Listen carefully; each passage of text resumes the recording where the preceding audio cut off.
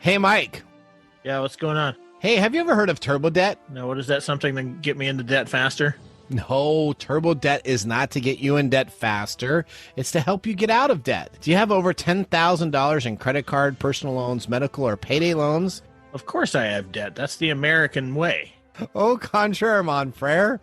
Turbo debt will give you the option to break the debt cycle and start putting money in your pocket. That's awesome. Over 70% of Americans die with credit card debt. Do not let this happen to you. Turbo debt will give you an option to break the debt cycle and start putting money in your pocket. That's awesome. If you have over $10,000 in credit card debt and personal loans, medical, or payday loans, they can help. Go to turbodebt.com/TechTime. Again, that's turbodebt.com/TechTime, all capitalized, for a free consultation today. TurboDebt is a proud sponsor of this week's episode of TechTime Radio. Broadcasting across the nation from the East Coast to the West, keeping you up to date on technology while enjoying a little whiskey on the side, with leading-edge topics, along with special guests, to navigate technology in a segmented, stylized radio program. The information that will make you go, Pull up a seat, raise a glass with our hosts as we spend the next hour talking about technology for the common person. Welcome to Tech Time Radio with Nathan Mumm. Welcome to Tech Time with Nathan Mumm, the show that makes you go, technology news of the week.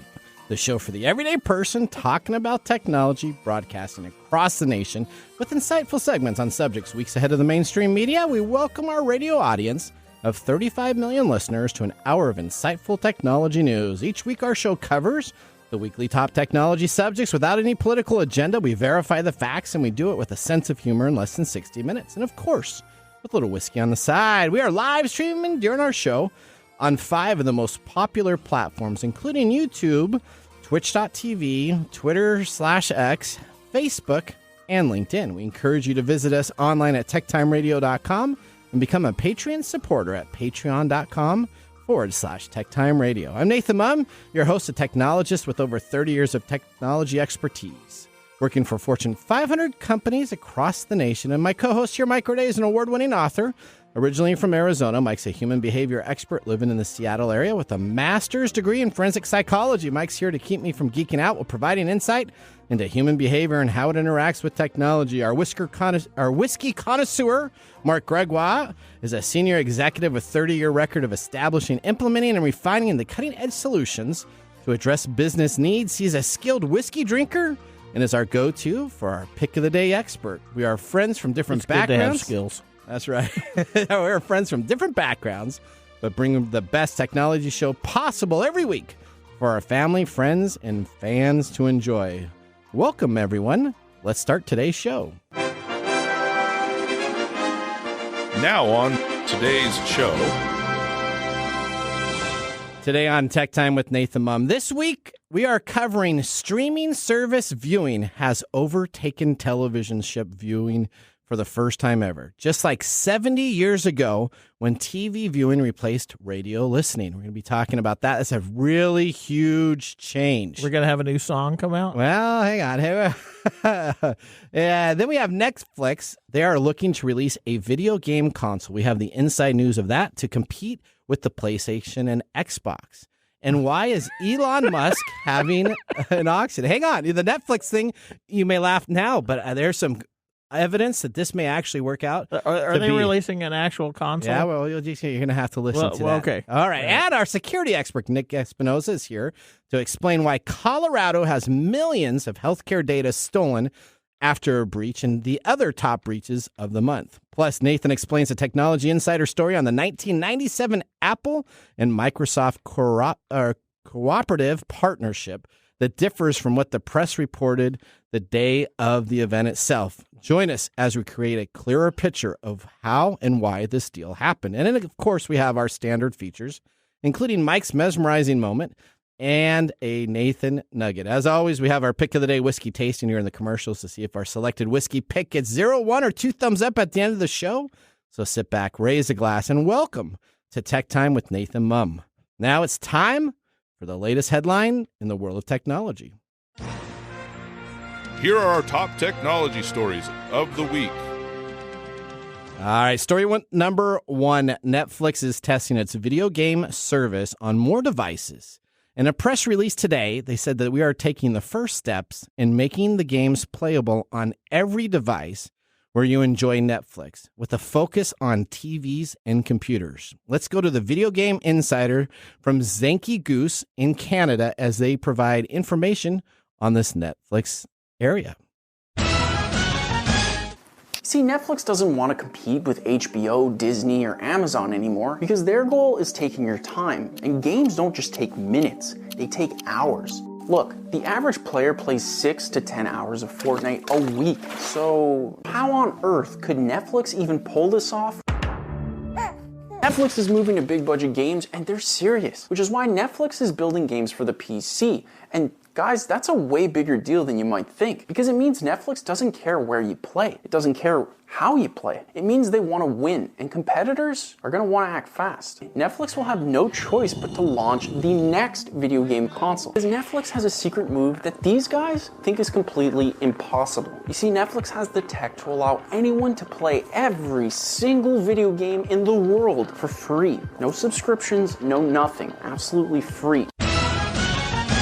So let's talk about this. This is big news. Yeah, let's talk about that because this still sounds like a ridiculous thing. Oh, so here's what we got. So Netflix is continuing to plant itself in the video game market.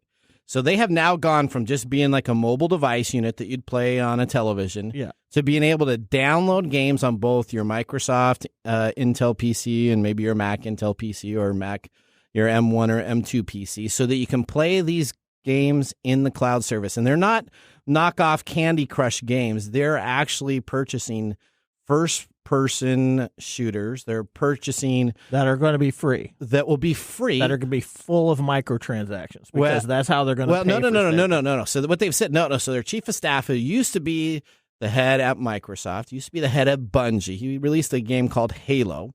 He is now in charge of their gaming division. What he's doing is he's actually coming on out where you can load Netflix software on a PC, and then you can actually download those games and play like my Steam service, my Steam Deck? So it's like a Steam. So it's exactly like Steam. But now instead of you having to pay for Steam games where you pay $19 or $15 or $20 to download them on Steam, you're essentially going to be paying that monthly subscription service that you already pay to Netflix, and they're actually going to have that now available for probably a larger tier premium plan, but you'll be able to get it essentially in their minds free because it'll be just like the Xbox service. Xbox Ultimate. Yeah, it'll be Xbox, but instead of you having to buy the console or unit, all you have to do is buy one of their compatible units that they're looking at right now. So let's say right now you play it on an Android device, or you hook it up to your television. You can essentially use your phone as the controller.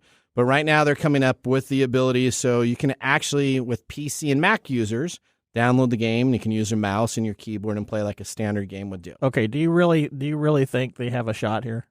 Do you? Not what they were saying on this. Yes, funny... I do because I think they're going to release a device for about $30, $25. Like think of a Roku device that you have right now. You can buy those HD devices for $30 to $40. Now all of a sudden you buy this Netflix streaming device. It only comes with Netflix already on it with your account. So think of it like a Steam device. Mm-hmm. And now if I'm already paying for Netflix on my television and this is free video games that I get to play on a device itself that comes on out, is this in I think this could work. To streaming? Or is this separate from streaming? So this device only runs in the cloud. It only runs in the cloud. So you have to have quick internet, but that's not really an issue. That. Yeah, it's not really an issue for the high-end gamers nowadays. And if you actually play in the cloud space, it can actually sometimes be quicker because you're just connecting in to that machine itself and you're playing on the fast speed servers. So that is what they're coming up with for a device. I think this has an absolute chance of success. Okay, well, we'll see. And we broke it here. This is really state-of-the-art news. I am not confident in this because it sounds like, he said so let's say I got a Roku device, and all of a sudden Netflix partners with Roku and says, you know what, we want to put our whole platform in there. That's probably something that you're happy about, but, I have all the games I need on the console that I already have, as well as the Steam on my PC. Okay. I don't have Netflix as a subscription service anymore. Okay. Because get T-Mobile and you get Netflix for like $1.99 a month. I'm not going to do that. Okay. But I already have HBO which they're whining about because all these streaming services, I get this, all these streaming services waited for Netflix to figure this stuff out, and then they're like, ba-bom, we're going to do our own streaming service, and we're going to call it Plus on everything. Well, Netflix has to do something because they can't just continue. They don't want to be the blockbuster and waits around and just kind of... They tried this. They've tried this several times. Remember Google tried this too. You remember back in the day when you could actually get video games sent to you via Netflix? I do, yeah. And then I had to go to, and then they stopped doing that. Yeah, and I had to go why? to GameFly. I had to go to GameFly to rent my CDs, and then I illegally burned them, and then I'd send them back. And then I would play them, and then I would turn them back. You're going to out yourself on the radio, national radio. I didn't say any of that. Okay, all right, let's move on to story number 2. Okay, well, we'll see. All right, so, hey, have you moved ever? I've moved twice in my life, yes. Okay, what do you usually do right before you move? Decide on if I really want to move or not again because I got to pack up everything. You got a bunch of stuff. You have a yard sale, right? Yeah, I got a yard sale. Well, it sounds like Elon might be moving. What's going on here? So Elon Musk is already set to auction off all the Twitter stuff that is left in there. Oh, at his company? At whatever company. Okay, so this is like called a garage X sale. now. Yeah, this is having a big. So like the big bird and stuff like that? Yeah. Elon Musk is putting the Twitter billing signs and other items from the company up for auction. Okay. I mean, this is weeks after he changed everything to X. Yeah. Okay. Among the 584 lots on offer are coffee tables, outsized bird cages, oil paintings, desks, chairs, a DJ booth, enough musical instruments to, I don't know what they were doing, playing musical instruments. I think they had a band. Twitterman. I think they had a Twitter band. They're getting rid of all the music stuff. Okay. Since he took over, he cut thousands of jobs, and now I guess he needs to make some extra money. So he's doing. I even have some of the items that he's auctioning. Okay. And even some of them are still mounted on the buildings. Oh, so what happens? Yeah, the big bird that's mounted on the side of the building. The buyer, ultimately is going to be responsible for hiring a San Francisco licensed company with appropriate permits to get that thing off of there. He got in trouble for trying to do that himself and fined, right? Yeah, I think we talked about this before. We did. So an attempt to remove the Twitter sign, it was temporarily halted. Yep. Minimum offer for each lot is $25, according to the auction house Heritage Global Partner. Bidding begins on September 12th and is scheduled to end 2 days later. So they're going to have a 2-day auction for this stuff. And did you get a sneak peek? Well, I know that you were already scheduled. You have already signed up for this. I got signed up and I got an early entry into the auction. You are. Yep. But I have here a couple of things. One of the things that I've got here is a Framery Q meeting Maggie 1 to 4 person booth. Okay. So I guess these are little private booths that they had in Twitter where you could go and have quiet conversations with people. It looks like a little space age pod. It actually looks like a little space age breakfast nook. Okay. And, of course, the Twitter bird neon market light sign. Oh, that'd be awesome. Wouldn't that be awesome hanging outside my house? No. I'm sure. But I've seen your house, so okay. I know it looks like some weird sort of mashup of everything. Eclectic antique. Yeah, it looks like an antique store for nerds. Yeah, you know what? I would love to have that. Which is actually near and dear to my heart because you are my nerd hero when it comes to this stuff. All right. In other news. Yeah? In other Twitter news. Okay, there's even more. Yeah. Mark Zuckerberg is not holding his breath over the Musk cage fight. Uh-oh, what's happening now? Well, apparently Musk is being a little bit disingenuous when he talks. Yeah. So about what? About the business? About his posting? About the actual date? Just the wrestling. Fight. Oh, about the cage fight. Okay. Right? I just want to make sure I understood what we were talking about. So Mark Zuckerberg, I guess, is a martial arts enthusiast, and said on Sunday, "I love this sport and will continue competing with people who train no matter." I guess he fights. Okay. Which I find funny. Myself, because I was a martial artist for 20 years. Yeah. I've fought. Yeah, and you've trained, and I feel like I should go and beat Mark Zuckerberg. That'd be kind of cool. But I'm getting too old, so I don't know. But apparently, Elon has no interest in moving forward. And this comment, like so many others, was just a Twitter X flyer tweet for the day. So, yeah, he does that all the time. He puts stuff out there on Twitter that makes no sense. And then he gets 10,000 people to respond to his stupid stuff. Well, this is a really good case study for human behavior and following people and how Musk can do something and just influence a bunch of people to do things. So, well, you know what? We'll have to talk off the air about the auction. Maybe we can go on in and get a big Twitter bird and we can put it here in the studio. I would rather have the little breakfast nook. You want the breakfast nook? That's the thing that's cool. I don't care about the Twitter bird. Okay. I don't care about. I mean, it's Larry Bird, named after the Boston Celtics. I mean, that's a big deal there. But these little futuristic pods, those are pretty cool. All right, let me tell you about story number 3. LG is bringing a quirky, one-of-the-kind Stand By Me Go to the United States later this month. Now, do you know what the Stand By Me Go is? No, what is that? All right, so this is the holiday gift of the year. Sign up now. The Stand By Me Go is a 27-inch 1080p LCD TV housed in a large suitcase that contains a built-in battery and 20-watt speakers. The idea of this portable entertainment is you can take it out on a picnic. You can take it out to the woods. You can take it on a family vacation or just hanging out in the back patio. And essentially, you can have this in both landscape mode and portrait mode, so you can actually move the TV each way to see what you can do. So it's not enough that we're glamping all over the place. Now we're glick picking. That's right. And actually, the Stand By Me Go is also a touch display screen. Yeah. So you can actually load apps up on there, and you can have the LG's WebOS software load some of the greatest apps and streaming games, and you can actually control them. Netflix? They're streaming. It includes a remote and also has the ability to have voice controls through the speaker. Now, I think you have to have the suitcase open because someone was doing. I was watching a test of this, and it didn't look like they could get the device to activate with the suitcase. How big closed. is the suitcase? It looks like Does it look like a big old Samsonite one? It does. Gorilla, Absolutely. remember the gorilla one that it looks like beat the crap out of the Samsonite? Did you ever watch Let's Make a Deal, and they had those people on the stage that they open the suitcases? Looks exactly like that. So think of that as having a suitcase. So anybody hanging out with a big Samsonite, they got a TV and Netflix video games in there. That's right. How long does it last? Well, let's say they last anywhere up to 2 to 3 hours, depending on the settings. So I'm sure it's probably 2 hours. And so this is 3 really hours not something you want to take on a picnic. But if you order now, you pre-order before the holidays, you can get the X-Boom 360 Bluetooth speaker, normally at $249 for free. Now, story number 4, television accounts for less than half of the U.S. viewing time for the first time ever. A new report that just came on out.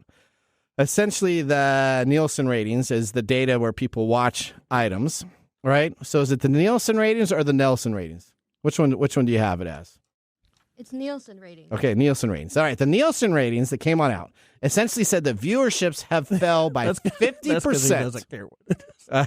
50% She's laughing over last year. The streaming service essentially has captured 38.7% of Americans' viewing time.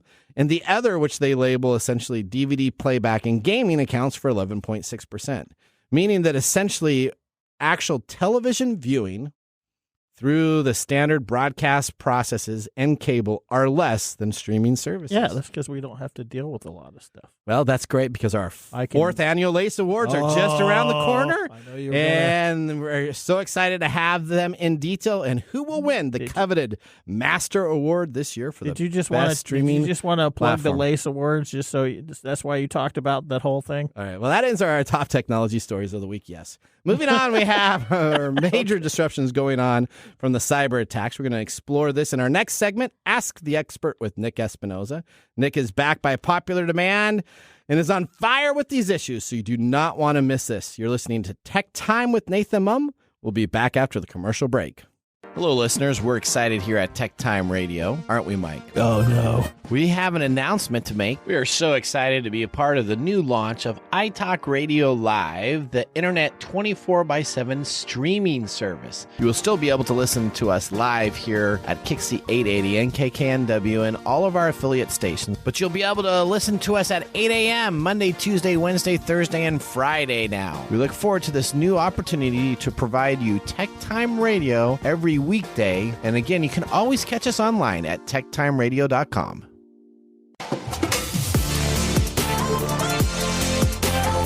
welcome back to Tech Time with Nathan Mumm. Tech Time's a weekly hour technology show that talks about current technology in a simple format without having to geek out. Brought to you by myself, Nathan Mumm, Mike Gourdet, and Marc Gregoire. We just finished our first whiskey tasting during the break.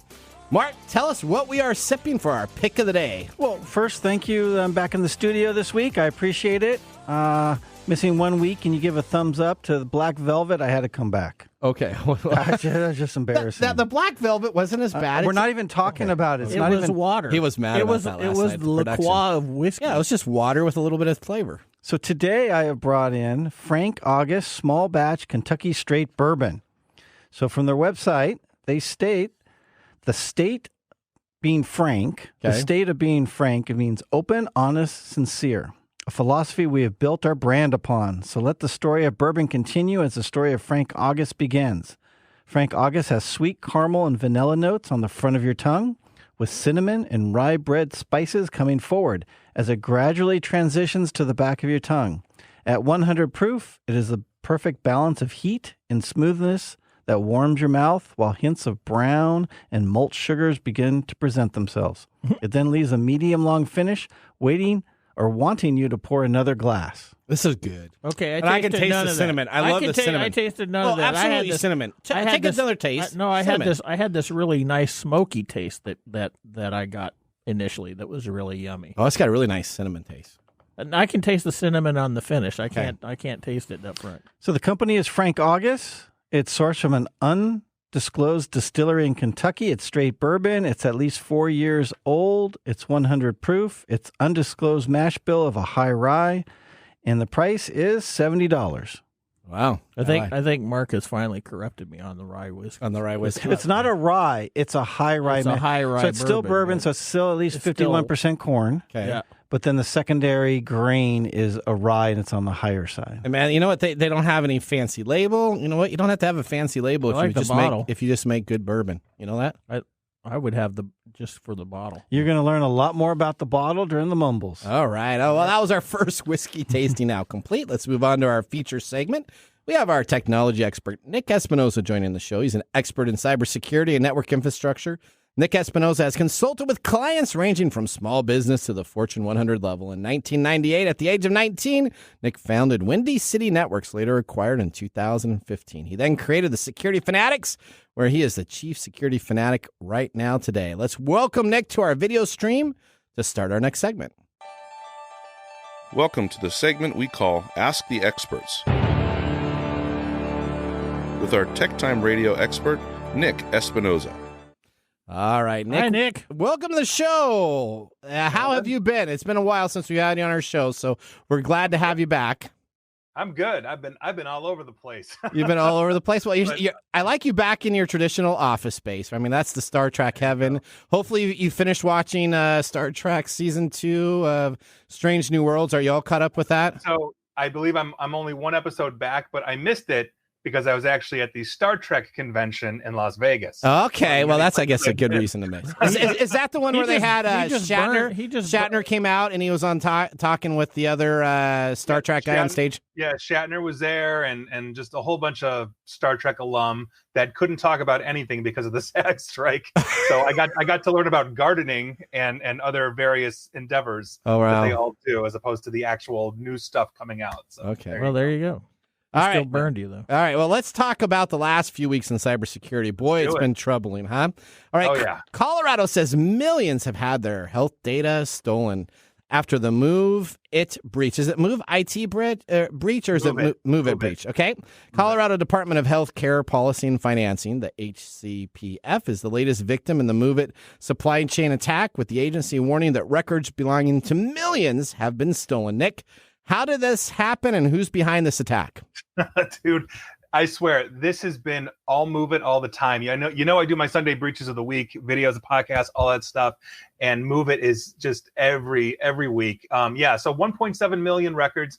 That's Oregon, who also had the same hit due to Move It. But yeah, millions in Colorado. Clop, the ransomware gang out of Russia, is the one that's actually taking responsibility, and they have hit a ton of organizations. So, like you said, basically, Move It is a piece of software that allows an organization or a company to move data from one place to another place. And so, a lot of companies had these publicly exposed. They didn't realize there was some massive flaw out there that could be exposed, which would allow somebody to log in to Move It without actually needing credentials. And so basically the Clop Russianware gang and others figured it out, started logging in, copying out all that data, and then holding it for ransom. And so Clop will make tens of millions, if not hundreds of millions of dollars on this when the dust settles. It's absolutely nuts. Absolutely crazy. So who's the company that produces Move It? Is it a large company or an independent company? I mean, so the company is originally was called Ipswitch. And you might remember them from their FTP software way back in the day. Okay. But I recall Ipswitch.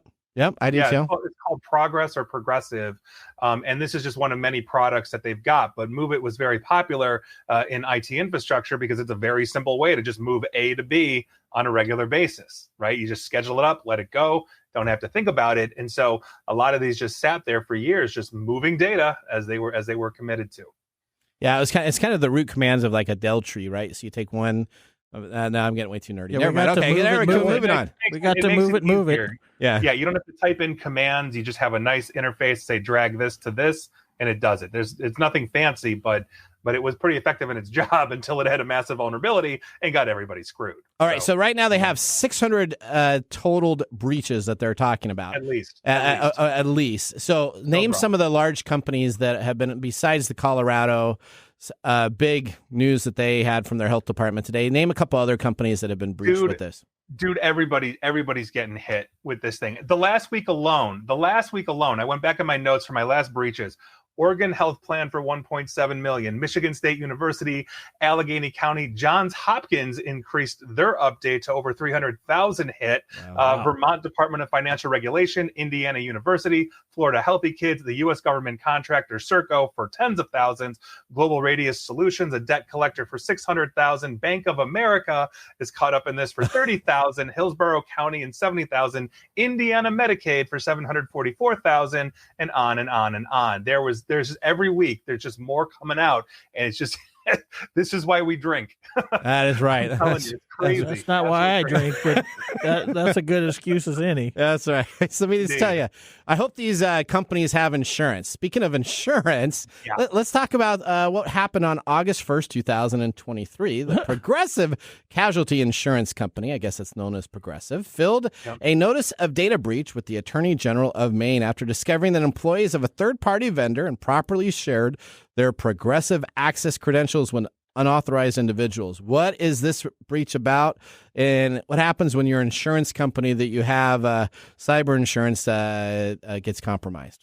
Well, so insurance companies have reinsurance companies that back them up. That's right. So they'll I think be okay. But if you're a Progressive user, holy cow, this is obviously not good. Now Progressive, I think that's the one with Flo, if I remember. The woman. That's her. Flo, right? That's yeah. They got Flo, and they got the Barbie house ads running right now for the Barbie movie, and Right now that said, they said that they got hit by a third-party vendor.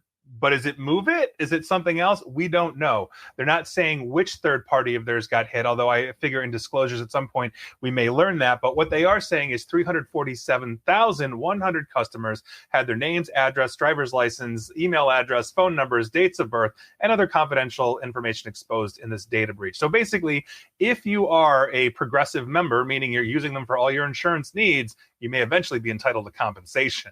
Oh. That's probably what's going to happen here. I don't. Yeah. I was sitting here thinking, man, I think I dodged some bullets there, but I think I used Progressive for motorcycle insurance a few years back. Okay, yeah, that would make sense. Yeah, them and Geico are the two big ones for motorcycles. But yeah, just FYI, heads up, Progressive. Heads up. All right. So, is there any other?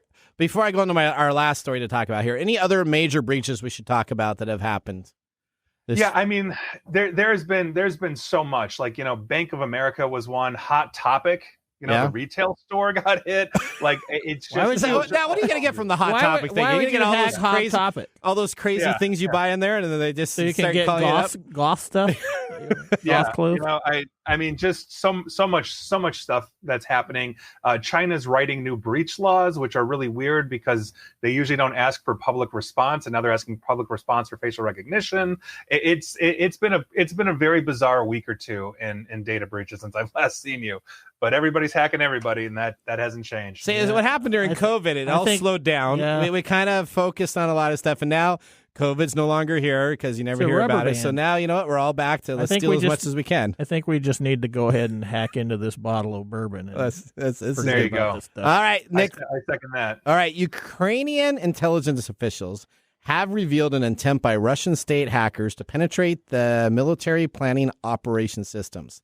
The hackers from Russian military intelligence captured Android tablet devices used by Ukrainian officers on the front line in an attempt to spy, according to a report published by the Security Service of Ukraine's Cybersecurity Situation Center. Now, we know, Nick, for longtime listeners on our show, that you have a real passion regarding Ukraine and cyber attacks, and you've been very helpful in helping Ukraine during their conflict with Russia that we have going on right now. Can you give us a little bit of update of what happened here and what happened? Did somebody leave a tablet out and they decided they were going to try to reverse engineer it, or what happened?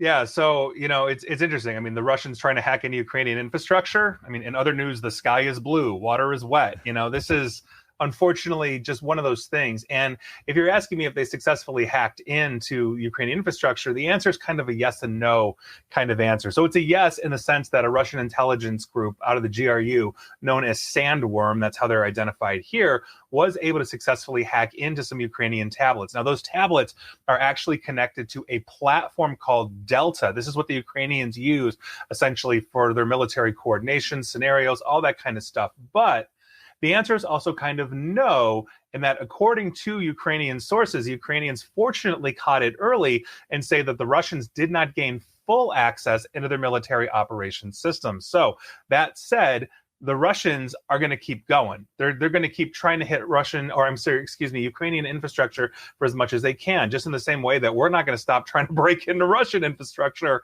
and mess them up too. And so this is just this kind of cat and mouse game. And like I said before, this earlier, this is not new at all. And this is not their first attempt by far. Last December, they broke into Ukrainian military email accounts, basically sending phishing across the entire Delta platform to all of those users.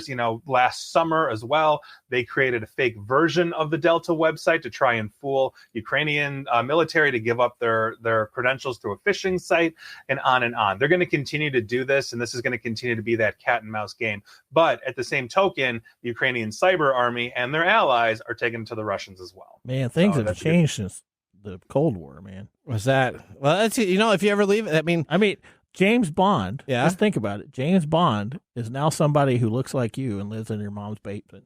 Well, yeah. Well, maybe. well, James, Aston Martin. I don't know if that's exactly what you're saying, but Q always helped out James Bond. Q always had the gadgets. So what you're saying is it's more of no. Don't try and rescue yourself here. If you want to call me James Bond, thank you. It's not James Bond. It's the fourth Die Hard, where Bruce Willis took a backseat to the nerd Justin Long. Justin Long. Right. Yeah, there you go. From I have a PC and I have a Mac commercial. That's right. All right. Well, Nick, it's always a pleasure having you on the show. Now, I watch your Twitter feeds and I retweet them out and I enjoy them. But if your X feeds, you got to get on the program. Well, there's still because you still got to go to twitter.com to log into it. They don't have x.com. So this, again, horrible marketing because I can't go to that's probably a different type of website. Yeah. You want to know something else that just dropped today too? What's that? That we found out that Twitter or X, whatever you want to call it, is actually slowing down traffic to websites that Elon Musk doesn't like because they're critical of him. So the absolute free speech person is slowing down traffic to detractors of his. Well, that's free speech. That's free speech for everybody but him. It's modem speeds. You know what? I control free speech. But that's the way that works.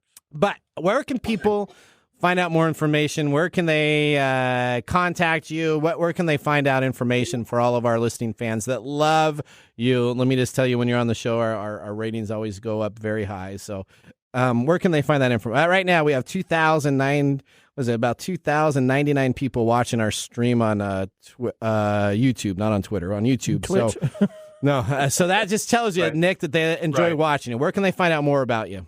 Well, first things first, audience, I need a writing campaign, so these two will pay me. That's the first thing I need. Second, you can follow me Facebook and Twitter or X or Elon Musk's newest play toy, whatever you want to call it, at Nick AESP. Same with YouTube /Nick Espinosa. Come say hi. Come connect to me on LinkedIn. I'd love to hang out. That's right. All right, checks in the mail there, buddy. All right.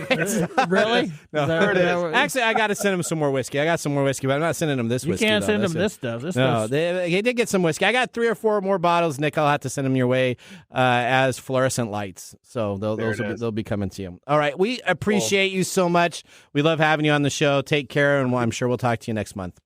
Take it easy, guys. Bye, Have a Nick. good one. See ya. All right. We always thank Nick Espinosa for the time that he spends on our show.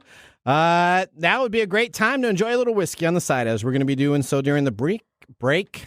You're listening to Tech Time Radio. This whiskey is pretty good. Did you see I had a little bit of a shot between that? Okay, we'll talk about that. Yeah, you drink more All than right, you're you're supposed listening to Tech Time Radio with Nathan Mumm. See you in a few minutes. This is Mark And Greg, for Copiers Northwest with a terrific offer. called Printer Care Plus. It's simple. Buy HP printer cartridges from Copiers Northwest, and we'll service your current printers for free. That sounds too good to be true. It's made possible due to our HP Copiers Northwest relationship. Copiers Northwest is an HP Platinum partner. One of only 2 in the entire Northwest. And now with Printer Care Plus, Copiers Northwest will provide free printer service. as long as they purchase genuine HP cartridges from Copiers Northwest. That's right. IT departments no longer have to service printers. Or fix paper jams with Printer Care Plus. They can focus on more strategic initiatives. And let our experienced technicians keep their HP printers up and running. Sounds like a love-love relationship for IT departments. Don't get too carried away. So how do they get more details on Printer Care Plus? Call Copiers Northwest today, 206-282-1200, or visit copiersnw.com. Copiers Northwest. New ideas, new solutions.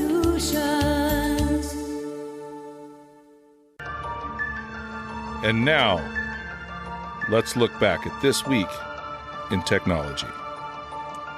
All right, we go back to August 14th, 2006. Dell and Sony admit laptops could catch on fire. Dell and Sony admitted the flaws in the Sony manufactured batteries used in certain Dell laptops that could result in batteries overheating, catching fire, and even exploding. Oh, those were the days. Yeah, this was when you're sitting in a meeting and all of a sudden you have a video conference call on and your Man, this is laptop really just goes hot. up in fire. Nothing's better than that. This came after several widely publicized reports in the preceding months where Dell laptops did catch fire and were videotaped at that time. This issue called a recall of the 4.1 million batteries, the largest safety recall in the history of consumer electronics industry still to this day.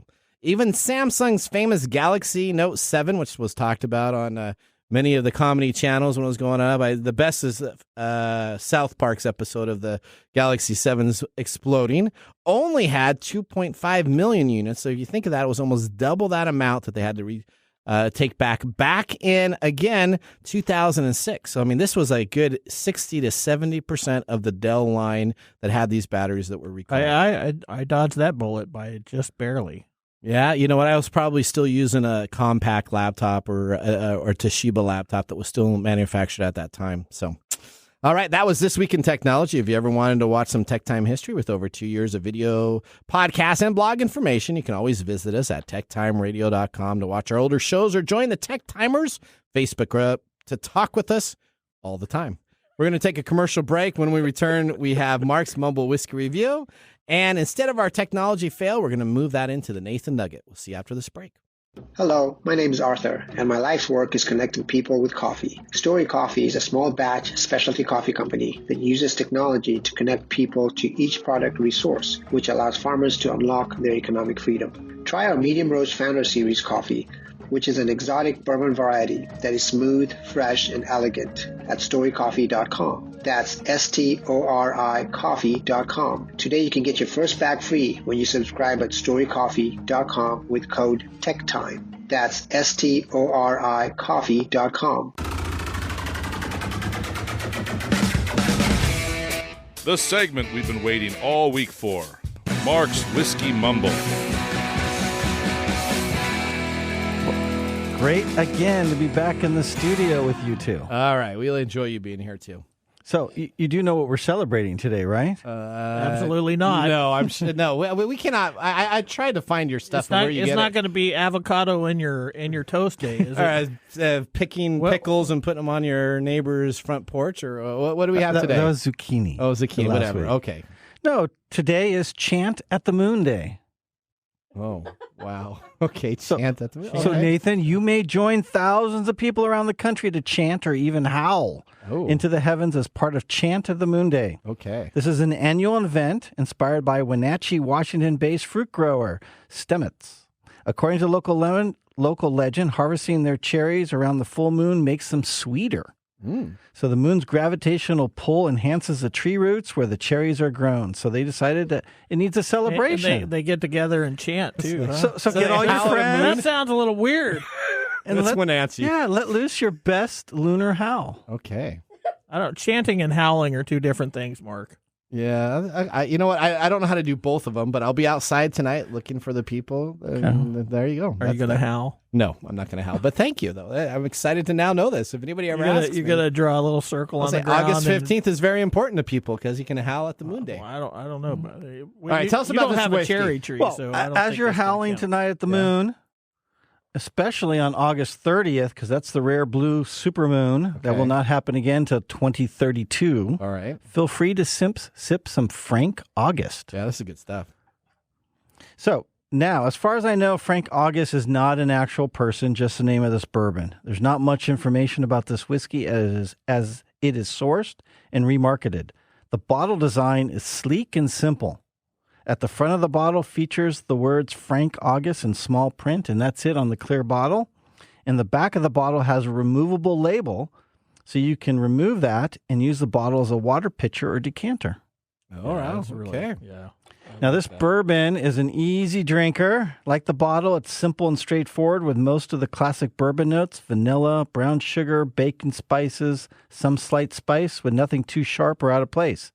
It's not a wow you, nor it's a disappoint you. At the price point of $70, it's a bit hot on the high end for what you're getting, but I've seen this price at some stores creeping up over $100. For that, it's not worth purchasing it. Just find it at a bar for a pour. $70. I'm glad I have this bottle to share with you guys. That was really good. Yeah, it was really Thank you. good.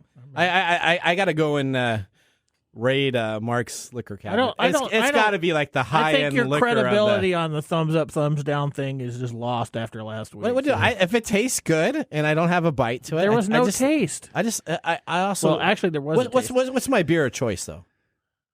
Coors Light. I can't it's say Coors it. Light, right? So I'm a light beer drinker. So So you have no taste for alcohol, and you don't need to read my liquor cabinet. You end up with all of it here at your show. Right, that's right. You know what? Nothing's better than whiskey and technology. Oh no, nothing. Well, except for maybe the pairing copy and paste of Ben and Jerry's ice cream. What do you think about that, Mike? Ben and Jerry, right? I feel like you're reaching. All right, that's a good one. That's a good one. Thank you very much, Mark. Let's get ready now to do our Nathan Nugget a bit earlier than normal so we can continue our conversation from last week. This is your Nugget of the Week.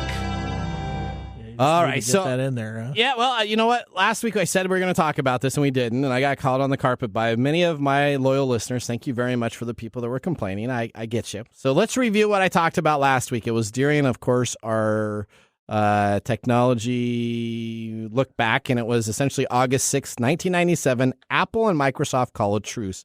That was the title that we talked about. At the Macworld Expo in Boston, Steve Jobs announced that Apple and Microsoft had signed a 5-year alliance. Bill Gates makes a big appearance on the large presentation screen during the announcement. As part of the deal, Microsoft committed to continuing the development of Microsoft Office for Mac over the next 5 years and Internet Explorer as the browser for Apple moving forward. Now, let me just tell you, we're going to go into this in great detail. None of this has to do with the Microsoft Office Mac and Explorer browser for Apple. That was what was led. That is what you can still Google on. That's all that you see on the news articles. None of this has anything to do with that at all. But let's talk about what the partnership actually included. It included a cross-licensing agreement. Very important, a cross-licensing agreement, meaning if one of the companies decided to license something, the other company could just use it without having to license it. A 5-year deal for continued development of Office for the Mac platform. Microsoft was not going to stop doing any development, so that's kind of a little red herring there. The designation of Internet Explorer as the default Mac web browser. Mac cared nothing about that because 5 years later they replace it with This is when Apple was struggling. So let's talk about that. So that's what everybody believes. Apple was struggling. If Microsoft didn't come on and pay $150 million investment, Apple was going to go under, right? That's what everybody believes. Let's take a look at it. According to legend, Microsoft was the force that pumped millions into Apple to prop up the struggling rival to be a competitor, and then also a way to fool the feds who were not hot on their tail to lead this monopoly trial and break up Microsoft, or at least that's what the press was saying to everybody else. In addition, during the time, I was working in the executive support role supporting VPs and above at Microsoft 24/7, 365 days a year with a team of 3 other individuals. Now, it's very fashionable among Microsoft staff to feel our company bailed Apple out at the success now being enjoyed by Apple should rightly be delivered to Microsoft in tribute, but that is not the case. Let's take a look at the facts. Apple had just reported holdings of $1.2 billion in cash at the time. That's how much money they had available. Why would $150 million make any significant difference to the survival of a company when they had a reservoir of $1.2 billion in cash? The antitrust angle was just a red herring. Following the Federal Trade Commission's inquiry into Microsoft's monopoly abuse, the Department of Justice opens its own investigation in 1993 and reached a settlement with the company a year later. So this happened way after that. So there's no real Department of Justice monopoly items going on. That had already passed. Since delivering the new version of Mac Office and investing millions in Apple, could there be nothing to shield Microsoft from the antitrust deal? That was what was behind this deal? No, that is incorrect. Microsoft was positioning Internet Explorer as the primary negotiation for Apple. That is not the case either.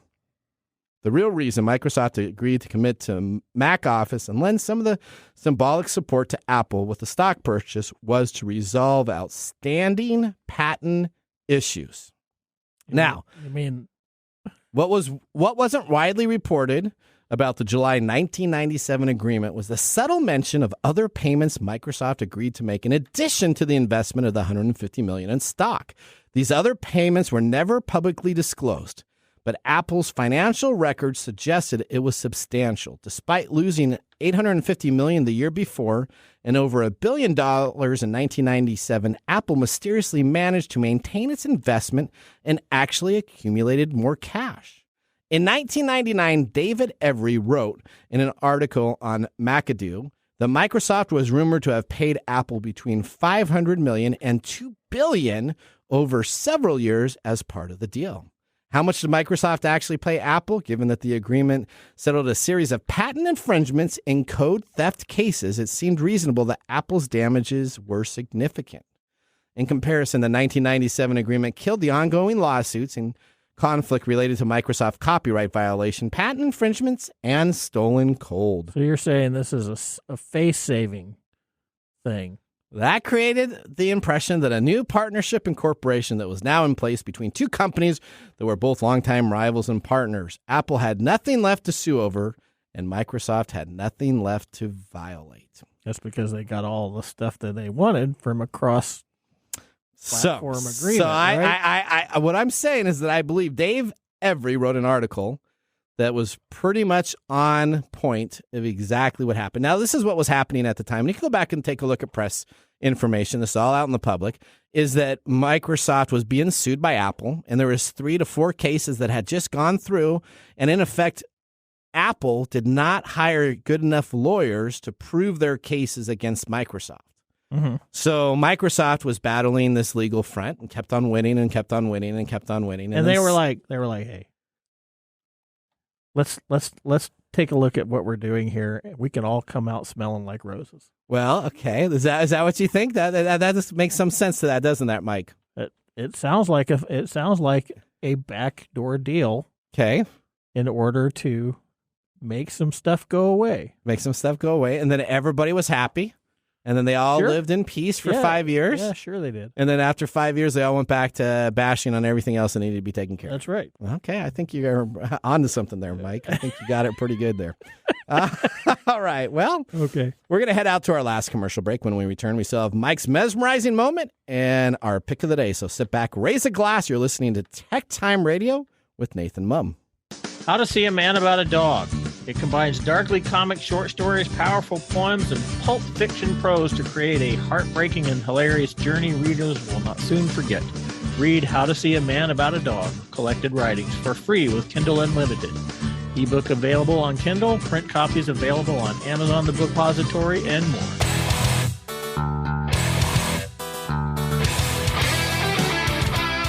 Well, welcome back to Tech Time. I'm your host, Nathan Mumm. Now let's get to the highlighted segment of the day with Mike's mesmerizing moment, brought to us by StoriCoffee. This is Mike's mesmerizing moment, presented by StoriCoffee. Visit StoriCoffee. All right, can tech rivals ever be friends? Let's take Bill Gates and Steve Jobs, or even Elon Musk and Mark Zuckerberg. Can tech rivals be friends? I don't know. How do you define friends? Well, or is it good to have rivalry so that essentially it brings the best out of everyone? Tell us your thought and your view on this, Mike. Let's just sort of look at this from a human behavior standpoint. If you're a rival with somebody, Yep. that's a pleasant way of saying enemy. Okay. Because you're both trying to do something that the other is trying to not do, or you're both looking for the same prize. Okay. Okay. So each of these folks that you're talking about, they're trying to create something, and their goal is to get a market share or something. But if I'm your rival, it's really kind of hard to keep. If you say you're friends. Yeah. It's really hard to keep things in perspective when part of that friendship / rivalry means that I have to do stuff to make you look bad, because that's going to make me look good. And it's really hard not to take that personally. Okay. And so it's really not a natural situation for somebody who is rivals in some sort of ultra big business. Yeah. To actually be able to claim friendship, because there's always competition. When there's always competition, there's really no room for cooperation. Okay. And that's kind of the basis of friendship, right? Is that you want to cooperate on things. You know, we don't get together on Sea of Thieves to fight each other. We get on there because we enjoy doing the game together. Yep. Regardless of whether or not I think you always attacking everybody is a wise decision. Okay. But that's what we do, right? Yep. So the basis of what we call friendship has to have some sort of cooperative level. And when we're talking about competitive rivals, that usually takes a back seat. So I would say probably not. Okay, that makes sense. I would agree that I don't think people that are rivals become friends. I think the structure that we set around those things makes it impossible to actually be friends, because, you know, you would have to keep secrets from each other. Yep. You can't. You're trying to steal employees from each other. Yeah, you're trying to take the upper hand, right? There can be respect. Yeah. But I don't think there can be friendship. That makes sense. You ever watch the Celtics and the Lakers back in the days in the 80s, right? I mean, they hated each other, but yet they both had respects. That both of their teams were very good teams. You can respect the people that you're rivals with, but I don't think friendship can really fall into that relationship. All right, that makes sense. All right, well, now let's move on to our pick of the day. And now our pick of the day for our whiskey tastings. Let's see what bubbles to the top. All right, Mark, review what we're sipping again today. We're sipping on Frank August Small Batch Kentucky Straight Bourbon. And while you sip on that, I need a little bit more because I need to feel better after Mike's mesmerizing moment. Does that mean no more family game night? Well, I think family. That depends. Well, if you're at the Mumm household, let me just tell you, family game night, it's all about killing dad. It's brutal. It's three versus one, and every time when my wife and the kids sit down, it's like brutal. 3 versus 1. Yeah. It's brutal watching them compete against each other. Mike's seen it. I mean, and if you've ever had somebody who's ultra competitive, like a spouse or something, Yeah. you tend to be like, no, we're not going to family game night anymore. That's no. You just don't do it. You're just too they win at all costs, and that means they'll call you all kinds of names and get in your head and do all kinds of psych warfare and be like, meh. Well, what I don't get is when my kids win, and so they don't even relish the winning. Then they want to play a different game like 5 minutes later. That's and they want to win again on that one. It's like it's just about rubbing your face in losing. all right. So talking about rubbing your face, what do you think about what you just put in your face? Oh man, this is good stuff. This is fantastic. He's going to give it a thumb down because that's the way it rolls. No, with him, absolutely thumbs up. This is fantastic whiskey. This is maybe the best we've had this year, in my opinion. I like it. I don't know if I can qualify it that, but this is really good. I'm going to give it a thumbs up. If you're sipping it, what would you give it, Mark? I'm a thumbs up for the price I paid. Okay, $100 no. $100 no, it's getting a little too much. You can do other things for that price. All right, guys. Well, we're just about out of time. We want to thank our listeners for joining the program. If you want to talk more about us, you can always visit us online at techtimeradio.com and click on the Be a Caller. Ask us a question on technology, or you can send us, of course, your letters, and I'll read those on the air. I just want to thank everybody for being a part of our show. Remember, the science of tomorrow starts with the technology of today. Bye-bye.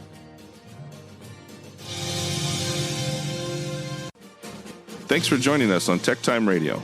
We hope that you had a chance to have that moment today in technology. The fun doesn't stop there. We recommend that you go to techtimeradio.com and join our fan list for the most important aspect of staying connected and winning some really great monthly prizes. We also have a few other ways to stay connected, including subscribing to our podcast on any podcast service, from Apple to Google and everything in between. We're also on YouTube, so check us out on youtube.com/techtimeradio, all one word. We hope you enjoyed the show as much as we did making it for you. From all of us at TechTime Radio, remember, Mumm's the word. Have a safe and fantastic week.